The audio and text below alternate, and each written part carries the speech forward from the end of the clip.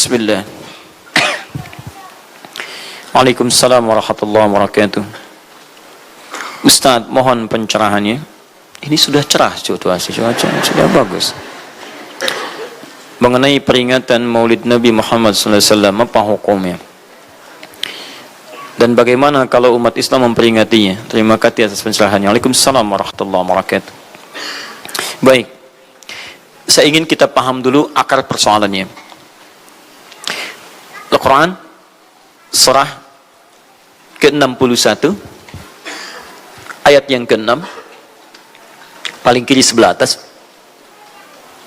Quran surah kedua Al-Baqarah ayat 129 paling kiri sebelah atas.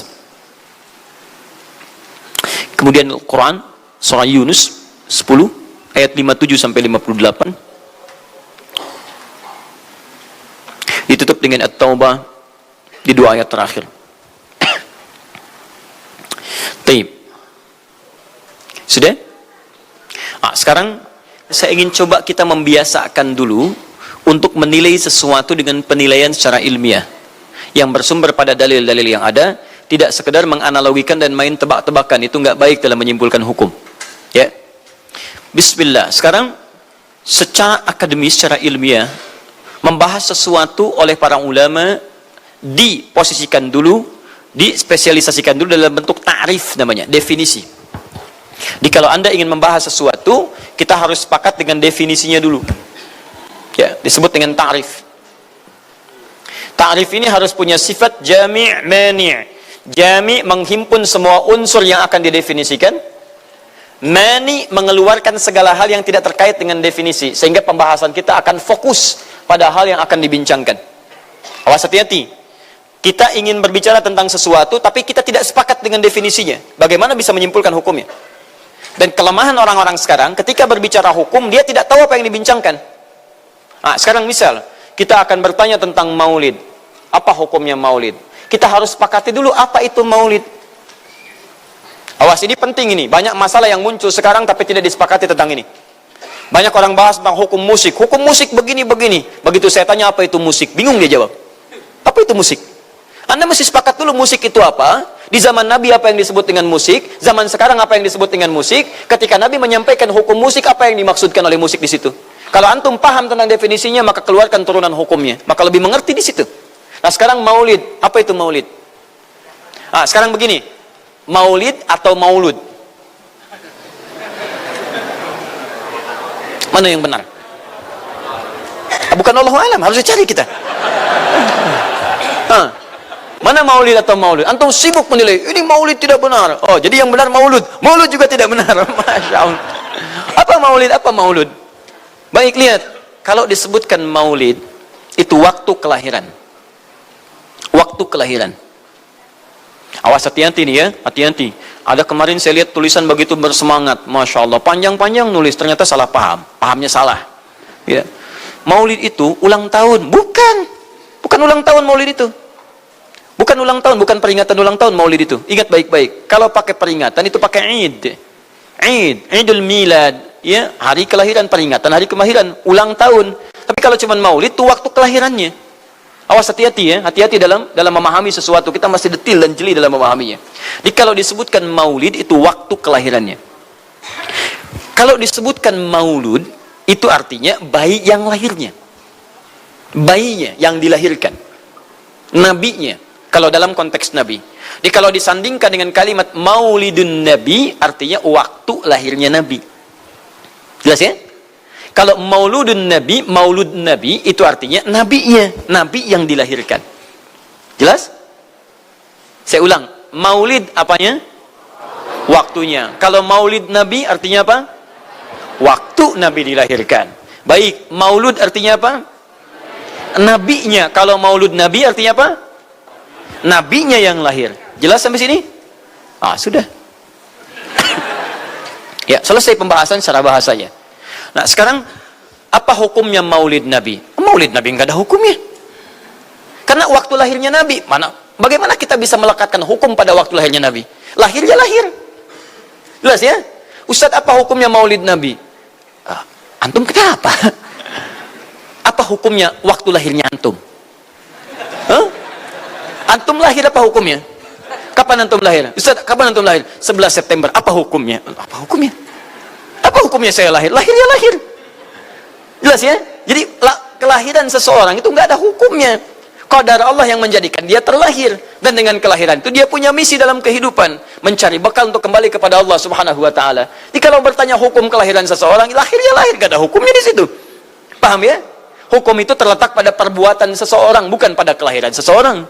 Ketika dia berbuat dengan aspek kesadarannya, maka muncul hukum di situ. Awas, antum pun mesti belajar tentang hukum, jangan salah menyebutkan hukum. Hukum terletak pada perbuatan, bukan pada benda, dan bukan terletak pada waktu. Jadi ketika ada perbuatan melekat pada benda dan waktu itu, maka muncul hukum. Apa hukum gelas? Halo? Tidak ada hukumnya. Tapi kalau menyebutkan apa hukum gelas yang menampung kemudian barang yang haram yang digunakan gelas ini melakukan perbuatan haram, baru muncul haram. Apa hukumnya gelas yang digunakan untuk melempar orang lain? Haram hukumnya. Apa hukumnya gelas yang digunakan menampung air minum untuk diminum dalam keadaan yang sehat? Sunnah hukumnya. Jelas ya? Apa hukumnya golok? Golok digunakan apa? Kalau digunakan menyembelih hewan kurban, maka jadi sunnah hukumnya. Kalau golok digunakan untuk menyakiti orang lain, mengancam. Siapa nama kamu? Oh, masya pakai golok. Ya, hati-hati. Nah, itu haram hukumnya. Jadi benda terletak kepada, maaf, perbuatan yang melekat kepadanya. Apa hukumnya hari kelahiran? Hari kelahiran nggak ada hukumnya. Yang melekat hukum itu bagaimana menyikapi hari kelahiran itu. Itu poinnya. Paham ya? Ketika ada perbuatan melekat kepadanya, maka di situ ada hukum. Maulud itu bayinya, berarti nabinya. Apa hukum maulud? Apa hukumnya nabi? Nabi yang lahir gak ada hukumnya. Jadi kalau anda menolak maulud dengan pengertian seperti ini, maka anda keluar dari Islam. Kalau dalam hukum seperti ini, saya menentang maulid nabi, berarti anda menentang kelahiran Nabi SAW. Saya menentang maulud nabi, berarti anda berhadapan dengan nabi, anda musuh nabi. Jadi kalau anda dimaksudkan dengan kata maulud dan maulid, anda tidak bisa menentangnya, bisanya menerima. Saya menerima. Kenapa? Karena dalam pengertian bahasa, maulid itu artinya waktu kelahiran. Maulud artinya nabinya. Jangankan saya, siapa saya dibandingkan Nabi Isa alaihissalam? Nabi Isa itu hidup 600 tahun sebelum Nabi Muhammad SAW dilahirkan. Nabinya belum ada. Nabi Isa sudah ada. Tiba-tiba, umatnya menduga, Nabi terakhir itu Nabi Isa. Karena Nabi Isa punya sifat yang mirip di ramalan kitab yang mengatakan Nabi terakhir itu punya sifat baik dengan masyarakat lingkungan sosialnya. Dan Nabi Isa itu lembut luar biasa, jangankan pada manusia, pada hewan pun itu lembutnya luar biasa.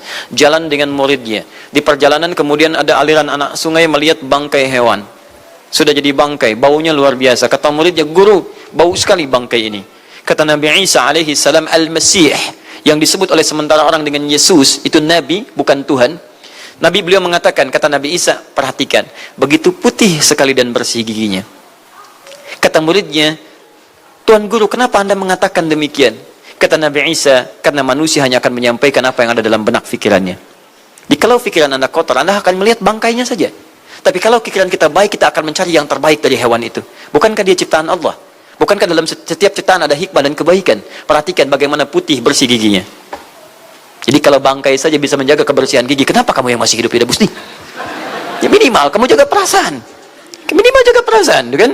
Tapi itulah luar biasa. Di sini sering diambil hikmah bahwa teko akan mengeluarkan isi tekonya. Isinya kopi, keluar kopi. Isinya air bening, keluar bening. Isinya susu, keluar susu. Demikian juga kita. Bayangkan, Nabi Isa bukan hanya pada manusia, pada hewan yang telah jadi bangkai pun itu, mohon maaf, kalimatnya dan sikapnya begitu indah luar biasa. Maka diduga oleh kaum itu Nabi dan Rasul yang terakhir. Saat mendengar kalimat itu, kata Nabi Isa, bukan saya. Nabi terakhir punya sifat sama seperti saya dalam hubungan dengan makhluk. Jadi bukan cuma dengan manusia, dengan hewan jangan sakiti. Kalaupun menyembelih, jangan sakiti hewannya.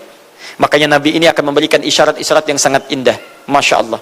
Pada tumbuhan dia jaga. Tapi Nabi yang terakhir ini punya keunggulan yang tidak bisa disaingi oleh Nabi-Nabi lainnya. Apa itu? Ibu bapak sekalian, tingkat kedekatannya dengan Allah luar biasa. Ibadahnya luar biasa. Dalam bahasa Arab, tingkat kebaikan yang terkait dengan makhluk secara sosial, itu kalau satu kebaikannya disebut dengan Mahmud. Tapi kalau banyak kebaikannya disebut dengan Muhammad. Tapi kalau hubungan dengan Allah, ya dengan Khalik, kalau punya tingkat hubungan yang baik, satu sisi saja disebut Hamid namanya, Hamid. Antum rajin tahajud tapi belum konsisten puasa sunnah, maka antum namanya hamid. Perempuannya hamidah. Misal ada perempuan namanya Wanda, pakai hamidah. Wanda hamidah. Ya. Itu artinya yang dekat dengan Allah.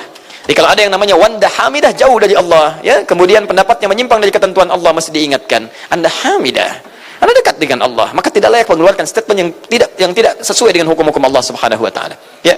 Hamid. Awas, Hamid, nama Anda Hamid. Misal namanya Fahmi, Masya Allah. Hamid Fahmi Zarkashi, Masya Allah. Itu artinya hubungan dekat dengan Allah Subhanahu wa taala. Perempuannya Hamid, laki-lakinya Hamid, perempuannya Hamidah, Masya Allah. Paham sampai sini? Kalau bentuk superlatif, banyak ibadahnya, tahajudnya, sedekahnya, puasanya, segalanya, maka Masya Allah berubah kalimatnya. Dari kata Hamid jadi Ahmad. Ahmad. Maka Nabi Isa tidak menyebutkan kalimat Muhammad, tapi menyebutkan kalimat Ahmad. Karena kalau disebutkan kalimat Muhammad, nilainya serupa dengan beliau. Punya nilai kebaikan yang sama. Nabi Isa baik pada hewan, Nabi Muhammad baik pada hewan.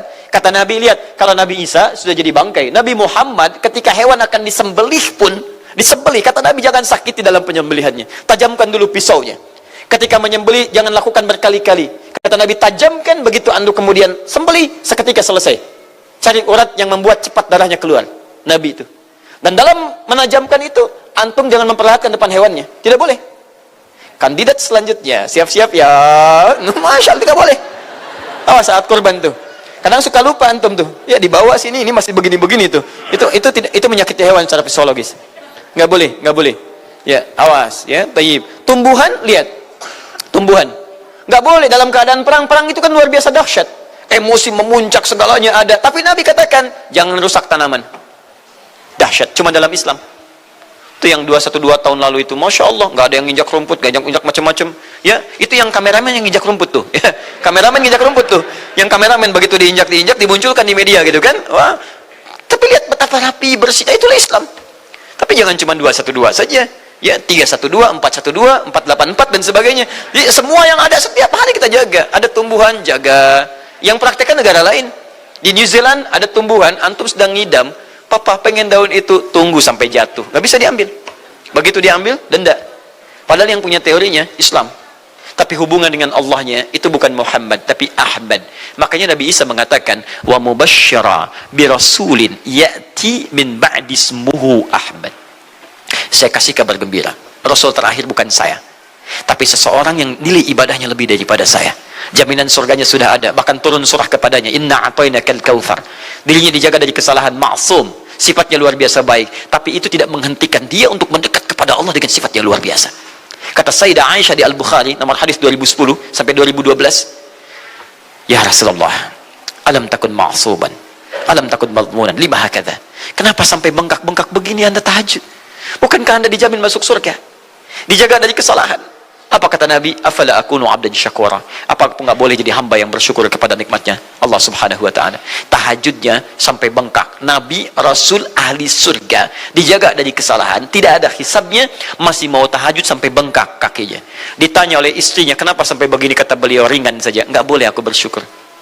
Masya Allah, ada orang Nabi bukan, Rasul bukan, surga belum ada jaminan, amal berantakan, hisab menegangkan. Masya Allah, bangun mata bengkak, kaki biasa. Tahajud tidak subuh lewat. Ini Masya Allah. Cita-cita surga Firdaus. Luar biasa. Makanya Nabi Isa mengatakan Ahmad bukan Muhammad. Dan ini bukan isyarat Nabi baru, karena nama yang melekat pada Nabi terakhir semuanya sifat, bukan nama zat. Ini bukan melegalkan ada seorang bernama Nabi baru datang kemudian namanya Ahmad. Bukan. Kata Nabi, saya Nabi terakhir. La Nabi ya ba'di, nggak ada Nabi setelah saya. Jadi nggak ada istilah Ahmadi. Pengikut Ahmad nggak ada. Ya, dalam arti pengikut Nabi Muhammad sallallahu alaihi wasallam. Yang jadi clue persoalan kita terkait dengan pertanyaan ini, Anda bisa bayangkan, Nabi Isa 600 tahun sebelum lahirnya Nabi Muhammad sallallahu alaihi wasallam. Perhatikan, ikutan bahagia dengan kelahiran Nabi, sampai kebahagiaannya diungkapkan pada umatnya. Saya kasih kabar gembira ya, nggak mungkin orang kasih kabar gembira perasaannya sedih. Kenapa saya kasih kabar gembira? Nggak ada. Kasih kabar gembira itu dalam keadaan bahagia hatinya. Kalaupun menangis, tangisan kebahagiaan. Anda bisa bayangkan, Nabi, Rasul, mukjizatnya hebat, sekali usap penyakit sembuh, menghidupkan orang mati, keduanya dengan izin Allah Subhanahu wa taala. Bahagia dengan kelahiran Rasul sallallahu alaihi wasallam. Antum Nabi bukan, Rasul bukan. Maaf, tidak punya mukjizat seperti Nabi Isa. mayat dipanggil-panggil nggak bangun, diusap penyakit makin sakit. Tuh, lalu antum tidak bahagia dengan kelahiran Nabi, antum siapa? Nabi Isa aja bahagia, masa antum bukan Nabi tidak bahagia? Dan hebatnya, ada orang bisa bahagia, nabinya belum lahir. Biasanya sifat bahagia dalam kelahiran itu setelah bayinya lahir, bukan sebelum lahir. Alhamdulillah, alhamdulillah. Akhi, kenapa antum? Alhamdulillah, saya punya anak laki-laki namanya Abdurrahman. Kapan? Nanti setelah menikah. Ini Masya Allah. Nikah aja belum, kenapa bisa memberikan kabar gembira? Antum kenapa, akhi? Itu lihat, akhi boy tiba-tiba seperti itu. Orang bingung, akan bubar pengajian kalau ustadznya begitu. Ya, jadi mustahil ada orang memberikan kabar gembira ketika bayinya belum lahir. Tapi kemuliaan Nabi Muhammad SAW menjadikan seorang Nabi Isa belum lahir, nabinya sudah merasakan gembira dan memberikan kebahagiaan pada umatnya.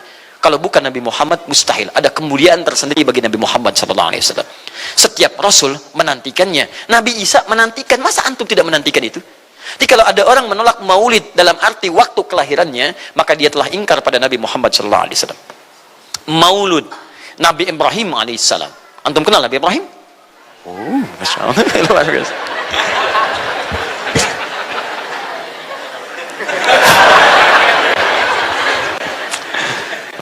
Dimanapun anda berada, memang hari ini banyak orang berkumpul di Monas untuk bermunajat kepada Allah. Tapi tidak harus menjadikan kita menjadi tidak fokus. Di sini ada yang kenal Nabi Ibrahim. Alhamdulillah. Nabi Ibrahim, Nabi Ismail alaihi wassalam, keduanya meninggikan bangunan Ka'bah. Setelah selesai bangunan Ka'bah ditinggikan, keduanya berdoa di samping Ka'bah. Apa doanya? Doa maulud. Lahirnya, bayinya. Nabi terakhir yang lahir di samping Ka'bah, yang ditinggikan oleh keduanya. Ya. Wa idh yarfa'u Ibrahimul qawa'ida minal baiti wa Ismail, ayat 127-nya. Setelah selesai meninggikan bangunan pondasi Ka'bah ini, keduanya berdoa di samping Ka'bah. Di antara doanya ayat 129-nya. Rabbana wab'ath fihim rasulan minhum yatlu alaihim ayatika wa yu'allimuhumul kitab wal hikmah wa yuzakkihim innaka antal azizul hakim. Ya Allah, mohon utus seorang rasul dari kalangan mereka di tempat ini yang lahir di sekitaran ini. Jadi ada rasul yang lahir di dekat sekitaran Ka'bah. Hasil penelitian, tidak ada rasul satupun yang lahir di dekat Ka'bah kecuali Nabi Muhammad SAW. Ya, silahkan cek. Kami baru kembali dari sana dan sampai sekarang tempat dilahirkannya masih ada dan disamarkan dalam bentuk museum. Ya, di bawahnya ada perpustakaan Al-Maktabah Qadimah. Di kalau antum dari Zamzam di sini, ini As-Saffah. Ya, nyebrang sedikit ini Istana Raja, dalam jarak cuma 15 meter ke sini kurang lebih. Lurus ke sini, kemudian belok langsung ke sebelah kanan. Di sini ada jembatan ke atas, ke lantai yang ketiga, ya, naik ke sini. Kemudian di sini antum langsung belok ke pintu sini. Ini ada Babul Ajjad, bab yang ke pintu ke-25. Ini bab Ismail, pintu ke-26. Antum lurus saja ke sini, jangan belok sini, jangan belok sini. Di sini kemudian ada gate lurus King Abdul Aziz yang pertama di sini. Ya. Antum belok kanan sini, lurus sekitar 30 meter dari sini, sebelah kanan ada pos satpam. Di atas pos satpam ada kamera CCTV 1. Dari sini antum jalan sampai ujung, di ujung sini, dari sini ke sini ada 35 kipas di atas. Pas di ujung sini. Kemudian ambil lurus ke sini, di sini ada bab Ali, ini masih dibuka, babus salam ini ditutup, di sini sebelumnya babun Nabi. Kemudian ambil tarik garis lurus dari babus salam ke sini, dari jarak sini ujung ke sini, ya ada sekitar 200 meter. Ke ujung sinilah, di sini ada bangunan warna krem di sini. Di sampingnya ada tempat ngambil air Zam-Zam dengan menggunakan keran. Jadi kalau punya girigen ingin ngambil banyak, jangan nyusahin orang ngambil di misalnya di termos-termos yang besar itu. Ngambil dari sini, itu ada keran langsung dan gratis di situ. Ya, beli kompannya sekitar 5 real, antum ambil dari situ, masukkan airnya, bisa bawa ke hotel. Isi kapan bolak-balik di sini. Sampingnya persis ini tempat Nabi dilahirkan. Ini maulud Nabi, bayinya lahir di sini. Ya, bayinya lahir di sini. Cuman disamarkan oleh pemerintah kerajaan Arab Saudi supaya tidak dikultuskan tempat ini. Karena begitu pernah ada yang tahu ini, banyak salah ibadah. Kan Ka'bahnya di sini, sholatnya ngadep ke sini. Betul Pak, Bu, pernah terjadi. Makanya kalau antum lihat dari ujung saya sudah kelihatan, dari ujung sudah ada di sini warna biru, ya ada tulisan di situ, ada gambar dicoret, ada gambar orang sedang rukuk ke situ, ada sorban dan sebagainya. Ada tulisan di situ, jangan beribadah menghadap ke sini karena ini bukan kiblat, haram hukumnya. Dan ditulis dengan menggunakan bahasa Arab, bahasa Inggris, bahasa Urdu, plus bahasa Indonesia. Artinya ada orang Indonesia juga yang salah ke sini. Ya. Kalau tidak mustahil ditulis pakai bahasa Indonesia. nggak ada tulisan bahasa Cina, bahasa Jepang dan yang lainnya, ya. Jadi ini kemudian dicoret, tapi tidak mencoret tentang situs pernah lahir di sini Nabi Muhammad SAW. Jadi artinya doa dua nabi tadi dikabulkan oleh Allah Subhanahu Wa Taala, Nabi Ibrahim, Nabi Ismail. Dan tahukah Anda, keduanya berdoa jauh sebelum kedatangan Nabi Isa. Saya pernah katakan 30 generasi sampai Nabi Ibrahim, tadi Nabi Muhammad SAW. Muhammad SAW bin Abdullah, bin Abdul Muttalib, bin Hashim, bin Abdul Manaf, bin Qusay, bin Murrah, bin Kilab, bin Ka'ab, bin Ghalib, bin Fihir, bin Malik, bin Nadar, bin Kinana, bin Khuzaimah, bin Mudrikah, bin Ilyas alaihissalam, bin Nizar, bin Mudar, bin Ma'ad, bin Adnan, bin Addi, bin Adri, bin Muqawwam, bin Nahur, bin Tarif, bin Ya'ruf, bin Yasjub, bin Nabit, bin Ismail alaihissalam, bin Ibrahim alaihissalam. 30 generasi. Ulangi Mas Boy. 30 generasi. Dari Nabi Ibrahim sampai Nabi Ismail alaihi wassalam, ya sampai kemudian ke Nabi Muhammad sallallahu alaihi wasallam. Anda bisa bayangkan nggak? Dua orang nabi, dua orang rasul. Gelar yang pertama Ibrahim alaihissalam Khalilullah, yang paling dekat dengan Allah. Jaminan surganya ada. Nabi Ismail disebut dengan gulamun halim oleh Al-Quran, yang paling perasa, yang paling dekat dengan Allah Subhanahu Wa Taala. Dua orang nabi paling dekat dengan Allah, disayang Allah, dijamin masuk surga. Inspirasi kisahnya sampai kita ke sekarang mendoakan kepada Allah tentang maulud Nabi, sehingga lahirnya Nabi Muhammad SAW 30 generasi setelahnya.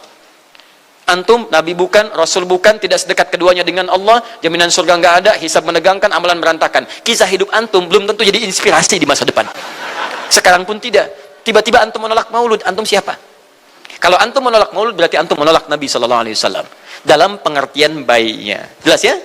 Jadi kalau kemudian ada disebutkan maulid dan maulud, itu artinya maulid waktu kelahiran, maulud bayi yang dilahirkan. Sekarang bagaimana menyikapi maulid dan maulud itu? Saya tahu nabinya dilahirkan, nabinya sudah ada. Jelas ya? Maka kemudian saya pun tahu waktu kelahirannya. Bagaimana kemudian menyikapi itu semua? Maka Masya Allah, Quran surah ke-11 tadi, 10 tadi, Yunus, ayat 57 sampai 58. Kalau sampai kemudian ke 58-nya, faliyafrahu. Gembira antum. Gembira, bahagia, silahkan. Ya, maksud tidak gembira, Nabi Isa gembira, kita tidak gembira.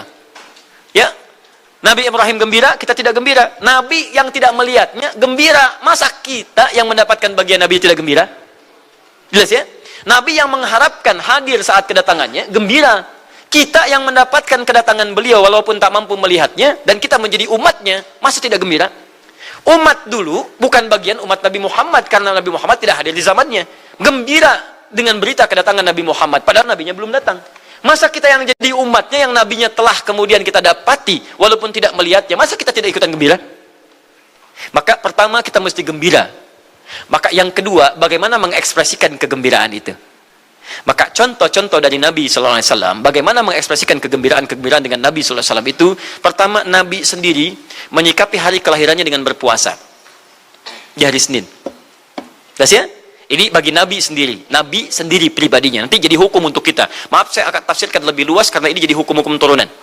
Ketika Nabi puasa di hari Senin, ditanya, ya Rasulullah, kenapa engkau puasa? Kata Nabi, dzaka yauma wulidtu, bima makna, ini adalah hari aku dilahirkan. Hari aku dilahirkan. Jadi ini hukum kelahiran. Kalau antum misalnya masuk pada hari dilahirkan, boleh antum ikuti sunnah Nabi SAW. Apa sunnahnya? Puasa. Puasa. Kenapa puasa? Nabi SAW mencontohkan puasa. Hari Senin beliau puasa. Ketika antum puasa Senin, bukan cuma puasa sunnah, tapi ada nilai di situ. Nah, kalau hari lahirnya antum bertepatan dengan hari yang tidak diperkenankan puasa, seperti Jumat misalnya, hari kita bahagia, maka kata para ulama, ambil hikmah dari nilai puasa itu. Puasa itu kan dua hikmahnya. Satu, meningkatkan ibadah yang baik. Kedua, mencegah maksiat. Silahkan cek. Bukankah saat puasa ibadah antum meningkat? Silahkan cek. Saat puasa, jangankan yang fardu, yang sunnah dikejar kan? Jangankan Quran yang dibaca, Al-Quran dibolak-balik. Maksiat ditekan. Tidak ada orang puasa maksiat. Tidak ada. Ya, bahkan pelaku maksiat pun saat puasa, libur maksiatnya. Minimal takut batal puasanya. Jangankan maksiat, maaf, mencela orang pun dia tahan, berdusta dia tahan. Jam 5 bu, tinggal 1 jam mau buka, dicela orang habis-habisan. Oh, nggak balas dia. Kenapa nggak balas? Kan biasanya antum keras. Habis maghrib, habis maghrib, luar biasa. Habis maghrib tuh, begitu maghrib lupa, habis maghrib lupa. Ya, kenapa? Dia jaga. Jadi hikmah orang puasa itu kalau sudah puasa, ibadahnya meningkat, maksiatnya hilang. Jadi kalau antum ikut rajin puasa, ibadah tidak meningkat, maksiatnya tetap ada. Ada yang salah dengan puasa antum. Makanya ketika datang hari kelahiran, sebetulnya yang paling tepat, kalau antum bertepatan dengan waktu-waktu sunnah puasa, antum puasa. Senin antum puasa. Tapi kalau tidak bertepatan dengan waktu itu, hikmah puasa yang antum ambil, antum koreksi diri sampai dengan hari kelahiran itu, berapa banyak ibadah sudah antum kumpulkan, berapa maksiat antum harus tangisi. Itu hikmah terbesarnya. Bukan rame-rame. Tiup lilinnya. Masya Allah, lilin ditiup, maksiat terus muncul. Apa faedahnya? Kasihan lilin tuh, udah dibakar, ditiup, dan antum yang salah. Paham ya, teman-teman sekalian? Nah, sekarang bagaimana para sahabat menyikapi kelahiran Nabi sallallahu alaihi wasallam, kedatangan Nabi sallallahu alaihi wasallam, dan menyikapi keberadaan Nabi sallallahu alaihi wasallam. Bukan cuma lahirnya, tapi setiap kedatangannya. Nabi datang dari Madinah, dari Mekah ke Madinah disambut oleh para sahabat yang ada di sana. Nabi datang dengan perang Tabuk, dari perang Tabuk disambut oleh para sahabat di sana. Tala al-badru alaina min thaniyatil wada'i, wajaba syukru alaina mada'alillahi da'i. Masya Allah, disambut dengan madid. Bukti kesenangan mereka kepada Nabi sallallahu alaihi wasallam. Ada yang memuji Nabi sallallahu alaihi wasallam seperti Hasan bin Thabit, buat puisi-puisi memuji Nabi. Seperti Zuhair bin Abi Salma, tadinya musuh Nabi, begitu masuk Islam memuji Nabi sallallahu alaihi wasallam. Ada yang lagi kemudian menghormati Nabi dengan kedatangannya, dengan mengikuti Nabi kemanapun. Nabi mencontohkan, amalkan. Nabi mengajarkan, ikuti. Masya Allah. Begitu Nabi meninggal, diabadikanlah kemudian nilai-nilai penghormatan itu. Ada yang menulis sejarah tentang Nabi. Ada yang menulis pujian kepada Nabi dalam bentuk sholawat. Ada yang menulis tentang amalan-amalan Nabi. Ada yang menulis tentang pengajaran-pengajaran Nabi. Dikumpulkan dan sampailah itu kemudian kepada kita semuanya. Dan itulah cara terbaik menyikapi tentang maulud dan maulid. Apa cara terbaiknya? Keluarkan ayat-ayat Qur'annya. 1. Quran surah ke-33 ayat 21-nya. Laqad kana lakum fi Rasulillahi uswatun hasanah. Sungguh ada pada diri Nabi sallallahu alaihi wasallam suri teladan terbaik untuk kita. Maka jika antum misalnya hadir momentum kelahiran Nabi sallallahu alaihi wasallam, maaf, biasanya kalau ada momentum-momentum tertentu orang bersemangat untuk mengingatnya. Silahkan cek. Hari pahlawan, ingat para pahlawan. Hari pahlawan berakhir, tidak ingat lagi. Hari kemerdekaan, ingat sampai pinang dipanjat-panjat. Ya, begitu dipanjat, kenapa panjat pinang? Masya Allah, menghormati pahlawan. Hari pahlawan sampai naik panjat pinang. Luar biasa. Ada yang tarik tambang, ya, menghadirkan energi para pahlawan. Antum bisa bayangkan, momentumnya ada. Begitu hilang itu semua, tiba-tiba hilang lagi kemudian ingatan kita. Artinya, selalu ada momentum untuk mengajak kita mengingat sesuatu. Begitu Ramadan, ingat lagi amalan. Hilang Ramadan, hilang lagi kemudian amalan.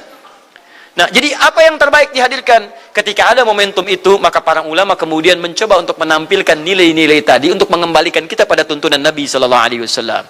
Maka ditulislah kemudian sirah-sirah Nabi, disampaikan untuk mengenalkan Nabi Muhammad sallallahu alaihi wasallam. Mumpung mereka ingat, disampaikanlah pengajaran-pengajaran tentang Nabi. Disampaikan ada pujian-pujian salawat kepada Nabi. Kalau yang dimaksudkan tentang nilai-nilai ini, maka dari dulu sudah ada. Sudah ada. Dan yang sudah ada ini tidak dibatasi dengan waktu. Bukan muncul Rabiul Awal saja. Rabiul Awal ke Safar, datang lagi itu. Safar sebelumnya Safar, Rabiul Awal, kemudian ke Rabiul Akhir, muncul itu. Ke Jumada, muncul itu. Jadi maulid itu tidak dibatasi dengan waktu. Setiap waktu itu maulid. Maulud tidak dibatasi dengan waktu. Setiap waktu itu maulud. Tapi kalau ada momentum bersamaan dengan waktu kelahirannya, kemudian kita hidupkan untuk mengenal kepada Nabi, dalam bentuk yang tadi disunahkan dalam Al-Quran dan Sunnah, itu tidak ada masalah. Yang ada masalah itu adalah ketika menghadirkan hal-hal yang bertentangan dengan Al-Quran dan Sunnah Nabi Sallallahu Alaihi Wasallam. Misal, maaf, dulu orang sudah terbiasa mengkaji tentang Nabi, menyampaikan risalah Nabi. Kemudian diisi misalnya, maaf, dengan hal-hal yang bertentangan dengan keadaan-keadaan Nabi. Misal, saya ingin mengajarkan tentang Nabi, tapi ketika mengajarkan tiba-tiba mengatakan, pada saat ini Nabi pun datang bergabung bersama kita. Itu yang tidak kita sepakati. Jelas ya? Misal yang kedua, antum nih, mohon maaf, kerja di instansi, bertepatan dengan Maulid Nabi, kita adakan peringatan. Padahal antum cuma ingin mengeluarkan anggaran saja dari situ. Itu bid'ah. Bid'ah. Mengeluarkan anggaran, sekedar hanya ingin dapat anggaran untuk dalam momentum Maulid Nabi, itu yang bid'ah. Maulid bukan makan-makan. Jadi kalau antum mengadakan Maulid Nabi hanya sekedar untuk makan-makan, itu yang bid'ah. Tapi kalau antum ingin belajar menghadirkan momentum itu untuk mengisi ta'lim, sama aja dengan ta'lim kita sekarang. Apakah ada hadis Nabi mengatakan ta'lim khusus di hari Ahad jam 8 pagi sampai jam 10? Tidak ada. Jadi ta'lim kita bid'ah ini. Jadi kalau antum pahami setiap yang tidak ada contohnya itu bid'ah, Masya Allah, maka akan ada banyak bid'ah dalam kehidupan. Mushaf itu bid'ah, karena nggak ada contohnya zaman Nabi Sallallahu Alaihi Wasallam. Antum dari ujung kepala sampai ujung kaki itu bid'ah, karena antum tidak ada di zaman Nabi Sallallahu Alaihi Wasallam. Ya, jadi jangan langsung menilai bahwa setiap maulid itu bid'ah. Bukan. Kalau momentum itu ingin diisi dengan ta'lim, ingin memperkenalkan Nabi, ingin mengajarkan syariat-syariat Islam, maka itu tidak ada masalah. Itu mengamalkan petunjuk-petunjuk ayat, bukan mengkhususkan di waktu itu, bukan. Karena ta'lim itu dibuka di setiap waktu, tapi menjadikan waktu itu untuk momentum, karena setiap orang sedang ingat Nabi pada saat itu. Das ya? Kapan lagi kita mendapati orang ingat Nabi? Maka ajarkan itu dan pesankan pada saat itu. Teman-teman, jangan cuma pada waktu ini ya, setiap waktu kita amalkan ingatan kita kepada Nabi sallallahu alaihi wasallam. Makanya saya kalau diundang, Ustaz ada maulid Nabi, saya datang untuk ceramah, untuk menyampaikan pesan-pesan terkait dengan Nabi sallallahu alaihi wasallam. Adapun masalah ritual-ritual saya tidak ikutan. Makanya paham, begitu saya datang pas ceramah. Saya berikan ceramahnya. Nabi begini, apa itu maulid? Allahu alam. Bukan Allahu alam, kan antum bikin spanduknya di sini. Apa itu maulud? Bukan maulud. Maulud itu begini, maulid itu begini. Ketika kita terangkan, kita sampaikan, Masya Allah. Antum tahu apa yang terjadi? Mereka mulai sholat dengan baik, masjidnya mulai ramai. Besoknya tidak ada ramai-ramai lagi. Begitu ada maulid, ceramah lagi. Ternyata ceramahnya nggak sampai maulid lagi. Besoknya ceramah lagi. Ahadnya ada waktu taklim. Dan itulah cara terbaik untuk memberikan penjelasan kepada masyarakat untuk mencintai Rasulullah sallallahu alaihi wasallam. Paham ya? Jangan seketika, ini maulid bid'ah, Masya Allah. Antum tuh bid'ah dari kepala sampai kaki. Ya. Saya luar biasa kesal. Kadang ada orang bikin perbandingan begini, maulid Nabi, maulid. Zaman Nabi tidak ada coret.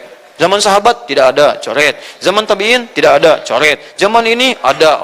Lalu diserupakan yang ikut-ikut ke sini. Antum kalau mengamalkan hukum seperti ini fatal. Zakat pakai beras.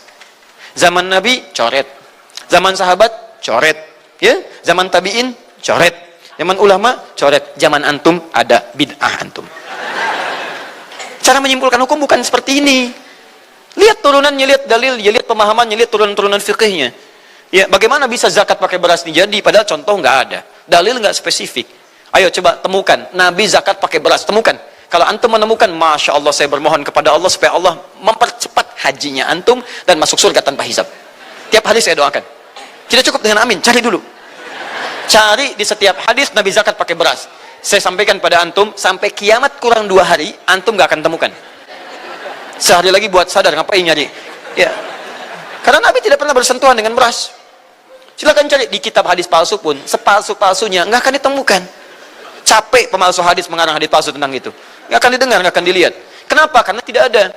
Ya, kata Muawiyah, hadza irqun, itu makanan pokok. Nabi zakat pakai kurma, pakai gandum. Ya, lihat, karena itu makanan pokoknya. Makanya setiap makanan pokok yang digunakan, kata para ulama, mendekati kaidah usul fikihnya. Lihat, kaidah usul fikih diambil di sini. Setiap yang punya keserupaan dengan itu, sekalipun teksnya tidak jelas langsung menunjuk, itu ada isyarat, namanya qarinah namanya. Kalau ada isyarat menunjukkan kepada itu, maka boleh digunakan sebagai alternatif lain dari makanan pokok yang tidak didapati di masa kita dengan generasi yang berbeda. Tapi kalau makanannya sama di setiap generasi, dia zakatnya pakai itu. Makanya orang Arab sampai sekarang pakai kurma, ada yang pakai gandum. Kita makanan pokoknya bukan itu. Antum makanan pokoknya apa? Beras, Masya Allah, beras. Baik pemirsa, beras itu makanan pokok bagi hewan yang bertembolok ya. Ayam, bebek itu beras. Baik, makanan kita nasi. Dan nasi bersumber dari beras. Baik, nasi bersumber dari beras. Jadi kalau kita ingin zakat pakai beras, boleh tidak? Nah, lihat bagaimana cara pendekatannya. Dalil belum ditemukan aslinya. Seperti maulid tadi, menyikapi dengan taklim macam-macam, nggak ada nas aslinya. Tapi qarinahnya ditemukan, sama-sama makanan pokok, sama-sama taklim, sama-sama meminta untuk ikut ajaran, sama-sama mereka ingat tentang Nabi sallallahu alaihi wasallam. Maka semua hukum itu kita terapkan, jadilah hukum terapan dalam kehidupan kita. Paham? Dan itu tidak disebut dengan bid'ah. Jelas ya? Bid'ah. Alhamdulillah. Tapi kalau yang rame-rame tadi, yang tidak jelas ya, hanya menghabiskan anggaran, makan-makan tidak karuan, meyakini ini itu dan sebagainya, saya tidak sepakat dengan itu. Saya tidak sepakat. Allah Ta'ala alam bisawab.